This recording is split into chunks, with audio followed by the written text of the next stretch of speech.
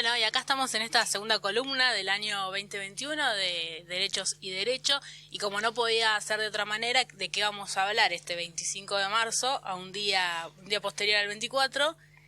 De temas relacionados con la memoria, con la verdad y sobre todo con la justicia. Bien. Entonces, charlando con vos el otro día, decíamos, bueno, la columna podría ser de lesa humanidad, delitos de lesa humanidad. ¿Qué son los delitos de lesa humanidad? ¿Qué son? ¿Qué es el genocidio? ¿Cuál es la diferencia con el genocidio? ¿Qué es esta cuestión de la imprescriptibilidad? Como todos sabemos, nosotros en Bahía Blanca tenemos 7 juicios de lesa humanidad, uno que se está desarrollando, que es el de la AAA, que ahora el 8 termina de alegar la fiscalía y empieza a alegar la querellante, que es Mónica Fernández Abello, por hijos. Doctora. La doctora. Porque le dicen señora, estaba pensando en ella también. Le decían señora en el primer juicio hasta que ella le frenó el carro ahí, y ahora ya le dicen doctora como corresponde, porque a los otros le decían doctores. Claro. Yendo a la broma que vos hacías hoy hace segunditos nomás. Pero bueno, ¿qué es esto de delitos de lesa humanidad? Vamos a arrancar por ahí, y nosotros que, como decimos, es un delito, está tipificado en convenciones internacionales. Las convenciones internacionales después se adaptan al derecho interno. Nosotros tenemos un sistema internacional de derecho y un sistema interno de derechos, y todo también en la cuestión de derechos humanos también pasa lo mismo. También hay un sistema interamericano de derechos humanos que es muy amplio y muy desarrollado en nuestro continente, a diferencia de algunos otros continentes que no es tan vasto. Pero bueno, cuando hablamos de lesa humanidad, en realidad estamos hablando en sentido genérico de delitos que se cometen mediante un ataque generalizado sistemático contra una población civil, y en medio de ese ataque generalizado se cometen varios delitos múltiples. Bien. Lo que acá tenemos es que se genere un hecho, ese ataque generalizado, y probar que se cometen estos delitos. Con eso logramos el tipo penal. Vos tenés que lograr el tipo penal para poder culpar, incriminar y juzgar a esas personas. No hay una intencionalidad cuando hablamos de delitos de lesa humanidad. Solamente esa cuestión objetiva. Bien. En cambio, cuando hablamos de genocidio, la característica primordial es la intencionalidad de borrar de la faz de la tierra a un grupo determinado de personas. Puede ser por su sexo, por su género, por su raza o por su ideología.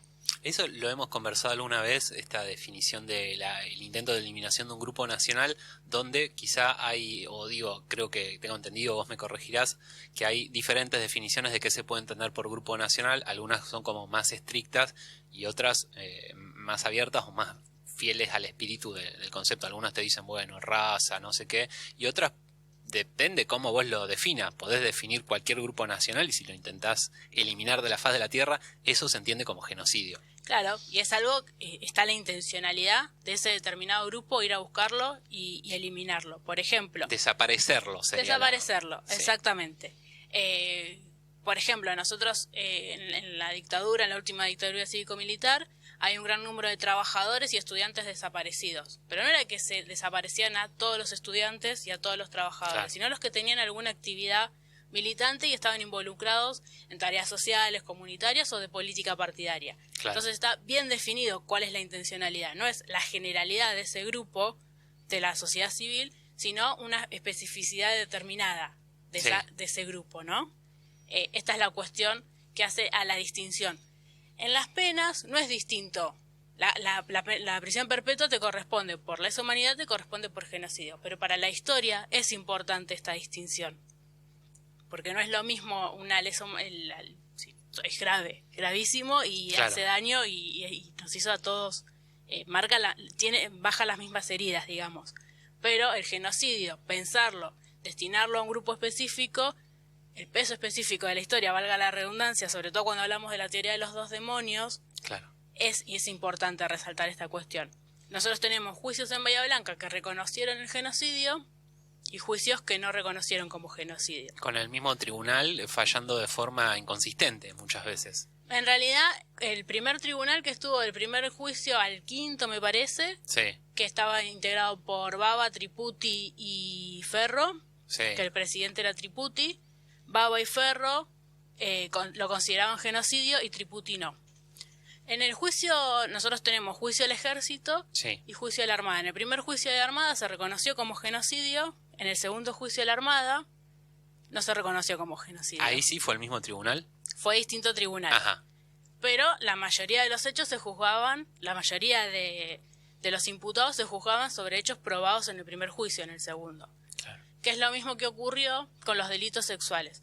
En el primer juicio se reconoció la autonomía de los delitos sexuales y en el segundo no. Quedaron incluidos dentro de las torturas generales. Explica a qué nos referimos con delitos sexuales y qué implicaría si que sean autónomos o no.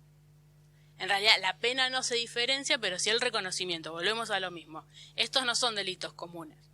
Reconocer como un tormento específico el delito sexual, los abusos, las violaciones y demás, tiene una cuestión histórica fundamental y tiene un reconocimiento sobre todo al colectivo de mujeres que eran quienes sufrieron esos abusos, principalmente esos delitos, muy importante. Entonces, Bien. no es un tormento común como cualquier otro, digamos. Bien. Bueno, en ese sentido, ¿cómo queda claro que lo que pasó en Argentina es un genocidio y que lo que pasó en nuestra ciudad específicamente es un genocidio? Porque nosotros cuando vemos los juicios de lesa humanidad, sobre todo este que está, debido a la pandemia es todo virtual, quedan las audiencias grabadas, tenemos que había un sistema ideológico armado y había determinados documentos que especificaban a qué personas había que ir a perseguir, secuestrar, torturar y desaparecer. Esto lo vemos, por ejemplo, en un discurso de Videla, en un documento que firma Videla, no un discurso, que está en el libro de Mirta Mántaras cuando habla de genocidio, y dice Videla, en ese documento que él firma, se considera oponente a todas las organizaciones o elementos integrados en ellas, existentes en el país o que pudieran surgir del proceso, que de cualquier forma se opongan a la toma del poder y obstaculicen el normal desenvolvimiento del gobierno militar a establecerse.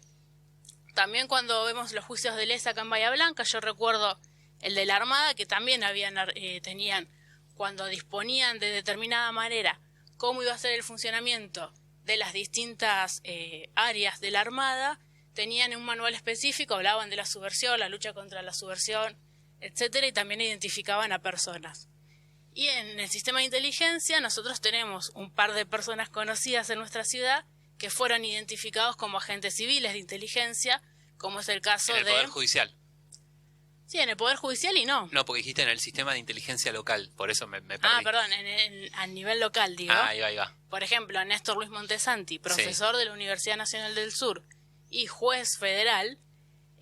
Camarista, ¿no? Camarista. Incluso, sí. Él era agente de inteligencia civil en la etapa previa a la dictadura, sí, cuando estaba en la patota de la AAA, y posterior también. Y era el abogado de Ponce. Y era el abogado de Ponce, eso lo obtuvimos a través de una entrevista que hicimos acá. Recuerdo. ¿Ah, sí? O con Alejandra Santucho lo hemos hablado. Me parece que te estás confundiendo de programa, Vicky. Puede ser. Puede ser. Pero bueno, hay una convención internacional para la prevención y la sanción de delitos del genocidio. Se empieza a hablar de genocidio luego de la Segunda Guerra Mundial.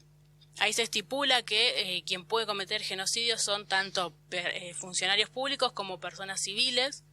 Y esto es lo que nosotros nos da la pauta de AAA. Claro. ¿Por qué se enmarca también dentro de los juicios de lesa humanidad y de genocidio? ¿Y por qué también pueden llevar el nombre de genocida?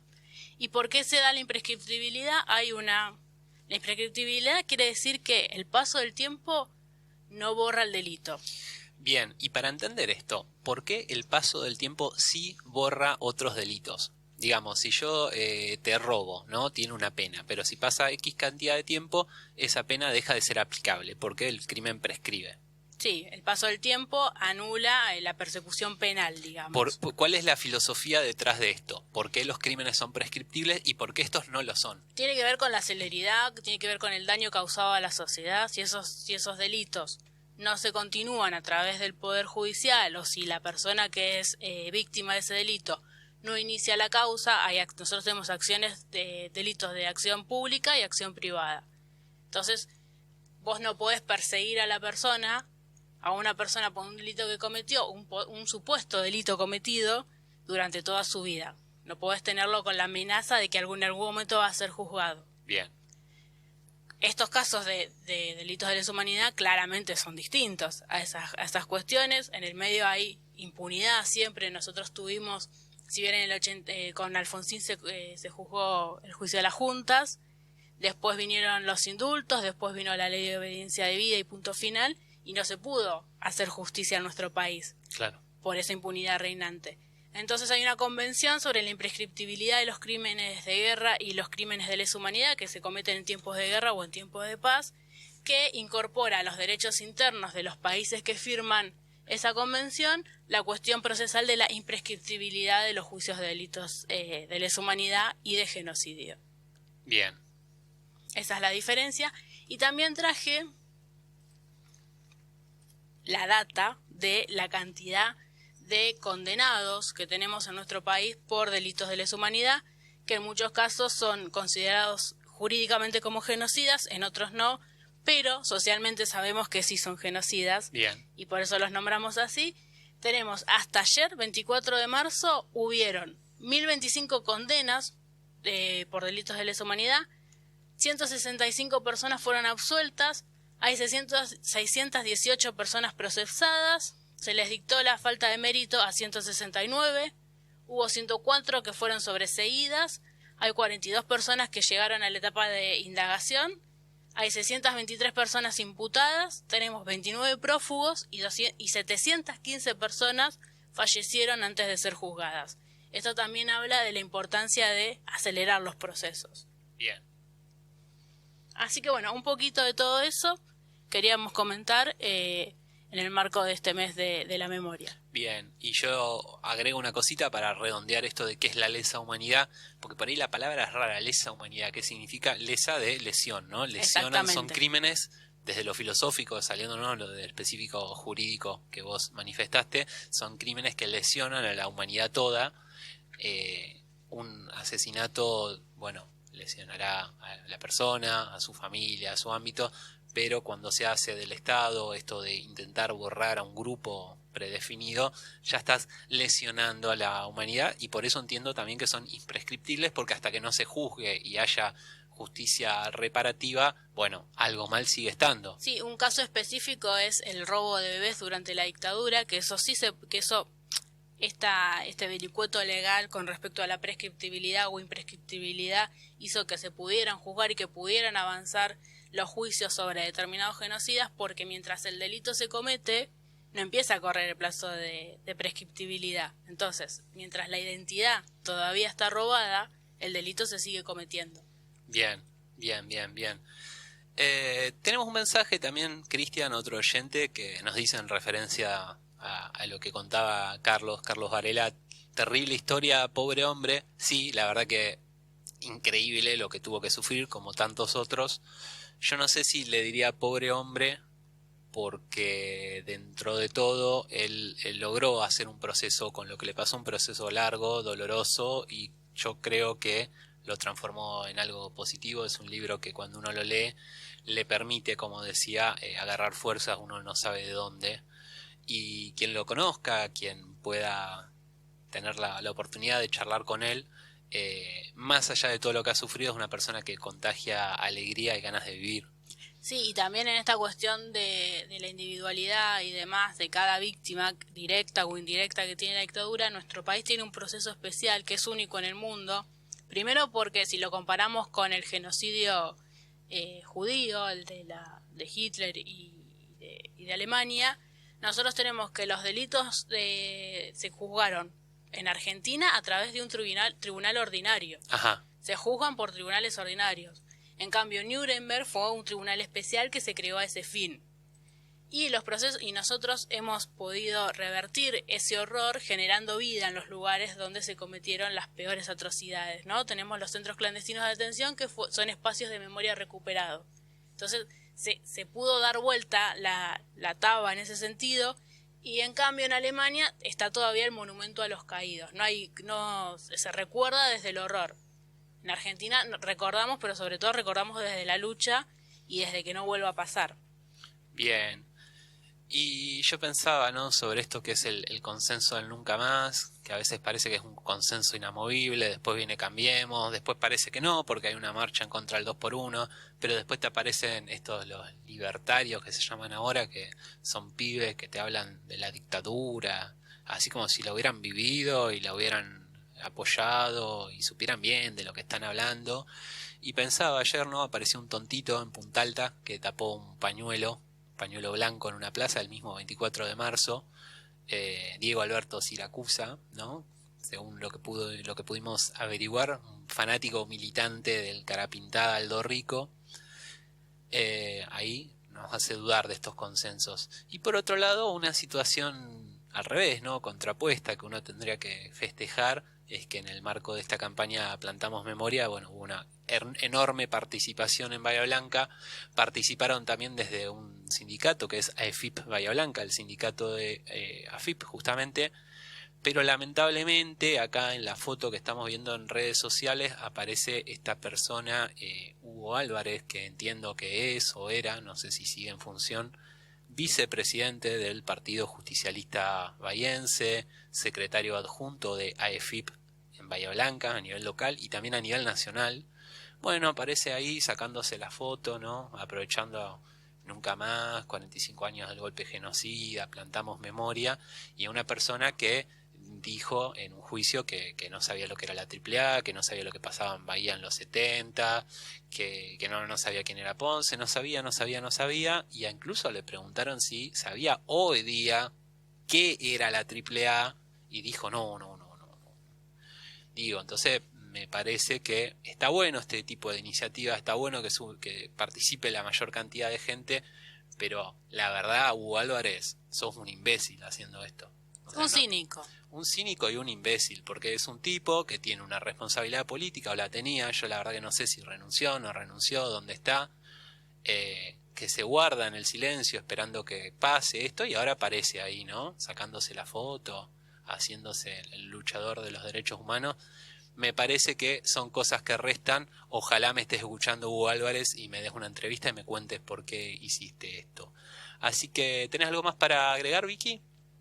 No, nada más, solamente decir que todavía si quieren sumarse a la campaña de Plantamos Memoria, la gente del bien, no la gente del mal, puede hacerlo porque dura todo el mes, hay un par de días más, y también quería invitarlos a mirar y disfrutar del video que subimos como Red por la Identidad Bahía Blanca, que se hizo en conjunto con el Espacio Multiverso, basado en el libro de Alicia Parnoy, así que los invito a buscarlo en nuestras redes y verlo, porque Ya los invité yo igual. está muy bueno, valga doblemente la invitación. Valga doblemente la invitación.